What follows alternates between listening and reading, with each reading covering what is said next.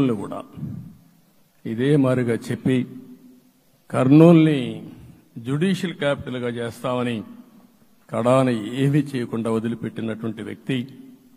ఈరోజు మీరు ఒక్కసారి గుర్తుపెట్టుకోవాల్సింది, నేను చాలా ఎన్నికలు చూశాను కానీ రాయలసీమలో వన్ సైడ్ ఎన్నికలు జరిగాయి. బ్రహ్మాండంగా ఓట్లేశారు. ఓట్లేయడమే కాదు, ఊహించనటువంటి మెజార్టీస్ ఇచ్చారు. ఇది నేను కొంచెం భయపడ్డాను బిగినింగ్లో, కానీ ఊపు చూసిన తర్వాత మాత్రం అనిపించింది అందరూ ఎక్స్పెక్ట్ చేశారు రాయలసీమలో కొంచెం ఇబ్బంది ఉంటుందని. అలాంటి రాయలసీమ తిరుగుబాటు చేసే పరిస్థితికి వచ్చింది. దానికి కూడా మన అందరి మీద బాధ్యత ఉంది.